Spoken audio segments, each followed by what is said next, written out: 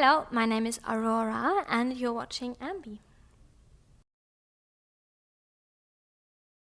Hey everyone, it's Alicia and I am so excited to be sitting here once again with Aurora. Hello. Hi, how are you? I'm very good. I want to say welcome back to Toronto and thanks for catching up. Thanks for having me. It is my absolute pleasure. How's it feel to be back? Oh, it feels lovely. I really love, Canada overall, but I love Toronto. You have the best pho here, Vietnamese food, which has nothing to do with Canadian people, but No, it's but still hey, very if it's good, we'll take it, right? Mm-hmm. You're like singing to yourself just thinking about it, right? Yes. Is that something you always have to get when you're here? You Yes, always try? we don't have it in my city or my village. There's nothing there really, so it's really nice to have it here. It just feels like my organs say, "Oh, thank you so much for eating this." What are some other meals where your organs will talk to you? What are some ones that they just love? When I eat fish, Fish, they okay. love that also. I can feel it. Well, I have some tour tweets from you that I'd love to hear a little bit more about. Mm. So the first one you sent out, you said, "Sweet dreams, I'm going to fight some monsters and ride a dragon in mine." So we know you're a warrior, so do you Yes. often think about flying around on dragons? I do most of the time. Yes, I always try to kind of decide what I get to experience in my dreams. And if I think about it enough, it often happens. Really? So I thought about that a lot, and I did actually ride a dragon in that dream. Oh, wow. Because it really works. Your mind is kind of, I don't know, it's... Subconsciously ready to Yeah. go right into that. So I did. It was wonderful. Oh, okay. And then the other tweet that I have here, you said, "I cut my own hair, by the way. I feel like the warrior princess I should be. Half universe, half a forest. It's very strange, but I love it." So have you been cutting your hair for a really long time? Yes, I do. I don't like going to hairdressers. I have one friend that I go to, but usually I don't know. I always know how I like it. Yeah. So It's easier, it's just right? easier to cut it yourself. And I have this huge scissors that I can also cut the pizza with. It's like a pizza cutter. And that's why my hair is so like crooked and yeah. So that really works for me. Very good. Okay. Yeah. I would not have thought of that. A pizza cutter for your hair. Yeah, pizza cutter. Hey, if it works, right? It looks really good. Thank you. You're very welcome. Well, it's a super exciting time right now, not just to be a fan of yours, but I'm assuming for yourself right now too, because there is some new music on the way. So is the anticipation just kind of killing you inside right now? Oh, it is. It is? But in the nicest way. I am so ready for this campaign or this chapter. A bookmark, I guess it is, in my book. And it's really exciting. I have so much to say and so much to share on all the angles of every song, the cover and the video and the song itself. So it's really exciting. Yeah. I can see just on your face, you're just ready. You're ready to share it. I am. I know that it was recorded in France, and there was a dog there. There was also a cat named Ginger, and apparently there was something there that kind of looked like a castle. So tell me a little bit more about the atmosphere, because it sounded like it was right up your alley. It was. I went there. I think a friend of mine found it for me in England, and he said, this would be the perfect place for you to record your album. And I looked at it, and it was perfect. It had this tiny pond and this garden with a donkey even, and a forest, and the house was really old and it looked like a castle, and the beds were so soft and you slept so good. Not much, because I did whipping it. I did whip us all quite hard when we stayed there, so we didn't get to sleep that much. It Not was too much time to dream it about was dragons. long day, and it's nice to be a bit on the edge when you work, because you get to and don't go to bed before your mind is empty. Anyway, it was beautiful. I loved it, and even when I slept, I didn't leave. It was so strange. Every night I dreamt of myself still being in the house. Oh, wow. I never left the place in any way, but I had a mission to do. I didn't leave before I was done with it.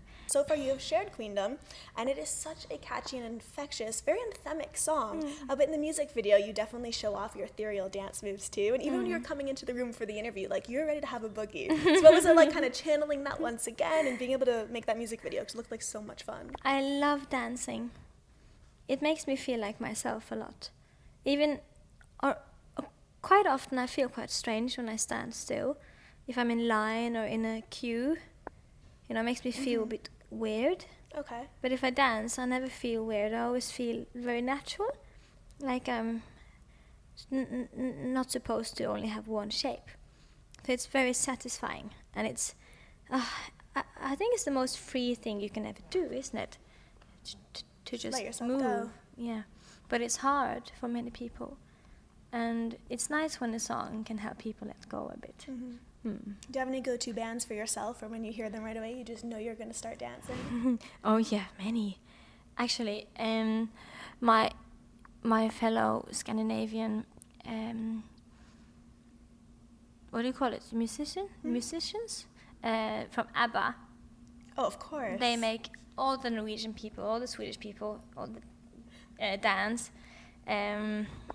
especially after 1 a.m. Okay, that's the hidden It's spot very right good there, the timing. good time. Yes, absolutely. Is that when you like to dance the most? Do you find it's at nighttime rather than day? Like, you just, for some reason, there's something about it? Maybe it's when other people dance the most. So then I'm dancing in a crowd. But most of the time I dance alone. But I find it equally as satisfying.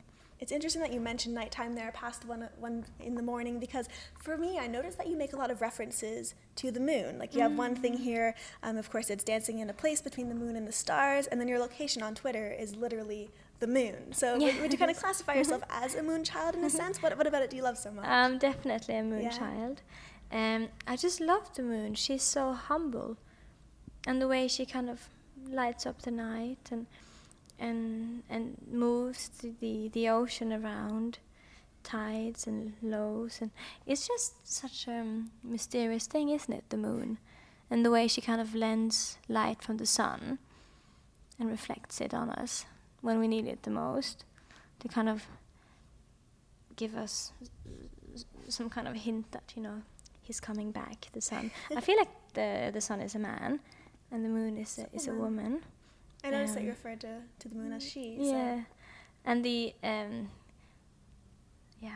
don't know. There is something masculine about the sun. Something grand, something like, I don't know, that like says it all. yeah. But the moon is kind of like, More elegant. if you go to like a stereotype kind of vibes, it's kind of like, I don't know. It feels right. If I was to write a book about it, it would be the man and the lady up in the sky. Well, here on the website, we not only interview musicians like yourself, but also wrestlers. So I was wondering, if you could have an in-ring wrestling persona, how would you want to be in the ring? Good bad guy? How would you see yourself? I would like to be a bad guy. Okay. In the ring, definitely. I do know a lot of, like, I've taken a lot of self-defense courses, and I did go to Brazilian wrestling a few years ago. Very cool. So I'm very into that kind of stuff. That's awesome. I think everyone should learn a bit. It's a nice way to stay kind of independent in life. Do you feel like your persona would be that bad guy, like almost like the Moonchild? You could kind of channel that a little bit as your persona. Maybe. But like a little, what do you call it? Like a nymph, or like one of those kind of lures you in, but then she chops your head off and eats it. Okay. Kind of like a romantic. I don't know if you guys would want to face Aurora in the ring, but it sounds a little serious. that face says it all right there. Very mischievous. We'll just wrap things up. I do want to leave it with your fans, because even before that red light turned on, we were talking about them, how much you love them. Is there anything you want to say to all of those who will be viewing this interview? Well, now my world is kind of getting bigger and bigger, and more people are kind of, noticing what I do. But I can very easily notice who my true warriors and weirdos are, because they're so nice people. And it's weird how kind of our world kind of has changed a bit lately when other people have kind of peeked into it. But I hope that we that people don't worry about it, and just remember that we have each other, and that I love you so, my children. Yeah, I love them a lot. I wouldn't be here without them. I want to say thank you so much for joining me today. It's been absolutely amazing to see not just your growth, but your fan base's growth since we last spoke. So thank you for joining me again. Oh, thank you for having me again. It's my pleasure. And remember, to everybody viewing, you can visit us at alicia2.com for all exclusive interviews and features. See ya.